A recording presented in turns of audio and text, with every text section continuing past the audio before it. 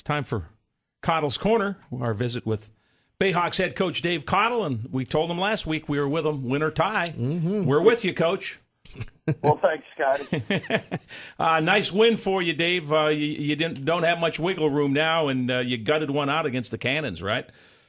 Yeah, I thought we played pretty well early. We're up 7-4, and we haven't been able to overcome a negative play this season. And next thing you know, we're up 7-4, and now it's 11-7 Boston at half. And the guys got together, and they played a strong third quarter. You know, we had scored 7 goals the game before in Rochester in double overtime. We scored 6 goals in the third quarter against Boston, against a good defense and a good goalie. And it was an entertaining up and down MLL game. Yeah, 16-15, and it got a little interesting in the final seconds, right? It looked like the Cannons had tied it up, and you went to the video replay and got a favorable ruling. Just take us through what you guys can review and how replay works in the MLL.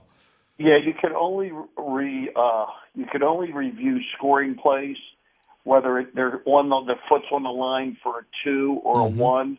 Or where the ball crossed the goal line, or a bang-bang play inside the crease. But in order to review it, you have to have a timeout left. Okay. And because if you're wrong, they take a timeout from you. So we had thought about calling a timeout a little earlier, and Jason Noble wound up coming up with a tough ground ball. We let him play, and luckily, we did not use our timeout, or we would not have been able to review that play. Nice, and they found out it was a crease violation, right? It was. He it was down the far end, so it was a little tougher for us to see. One of the things I heard was he dove, a very athletic move. He dove from behind a goal, and then you could hear that his pole hit the pole of the goal.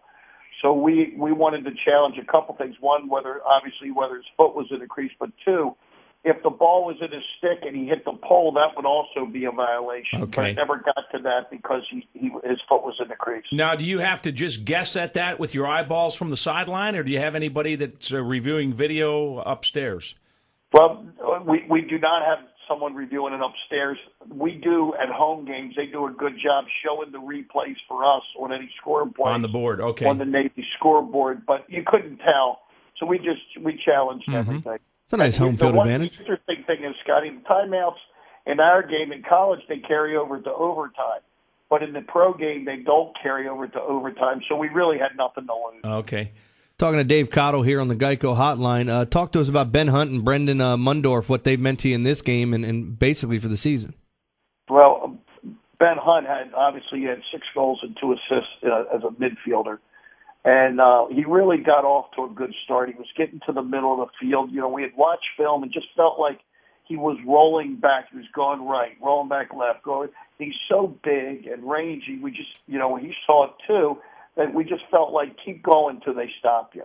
And he got off to a good start. He was dodging hard, and he shot the ball especially well. And then Brendan Mundorf, who's been pretty beat up the whole season, I just thought he made a very tough, high-speed play at the end of the game for the go-ahead. He caught the ball behind the goal and just sprinted to the front and with bodies flying all over the place. So it was a big-time play by a guy who's been one of the best players in our league for years. Dave, you're talking about overcoming adversity. You're up 7-4. Next thing you know, you're down 11-7. You come back, you get the win. Is this the kind of thing that you hope can ignite a season that's been a tough go for you up to this point?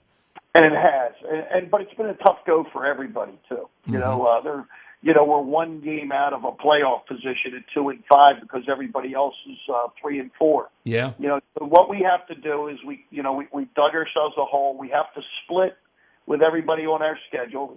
So the ones we lost early, we have to win, and then we have to sweep the New York series.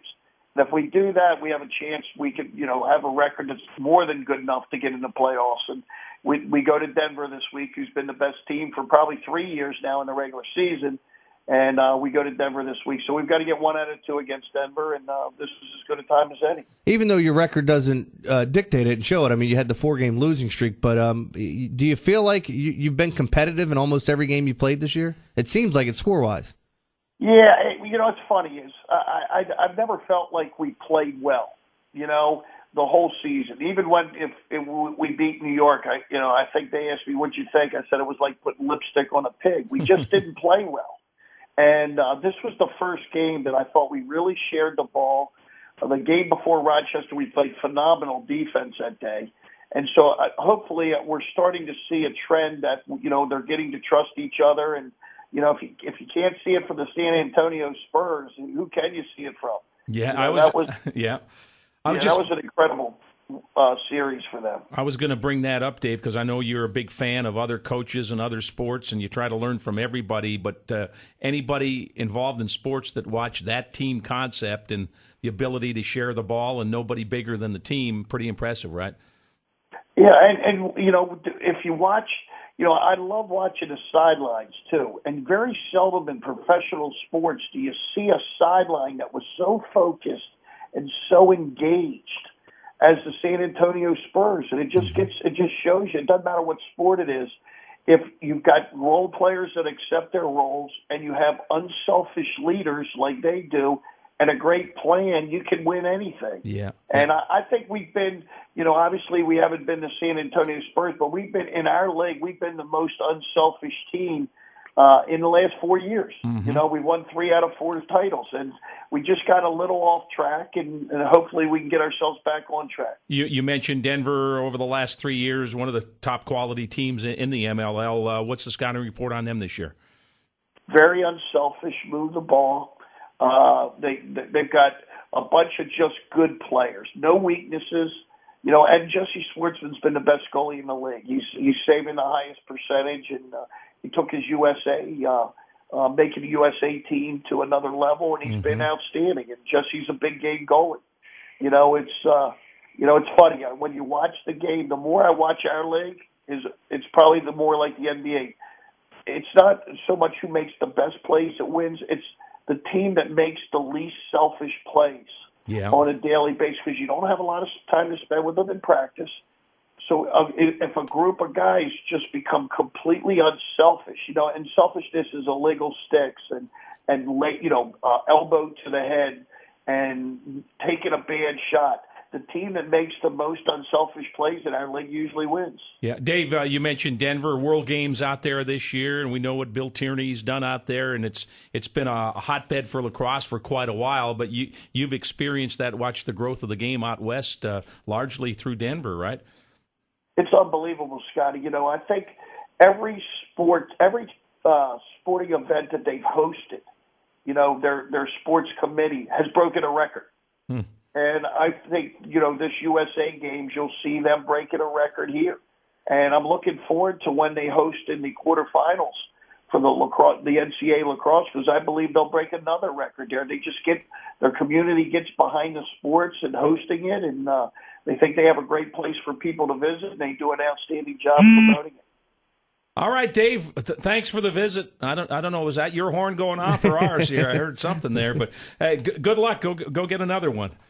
Well, thank you. I'm on one of these bird phones, so I don't have a lot of time. All right. Thanks a lot. Dave Cottle, head coach of the Chesapeake Bayhawks. They're at Denver this week after a 16-15 win over the Boston Cannons.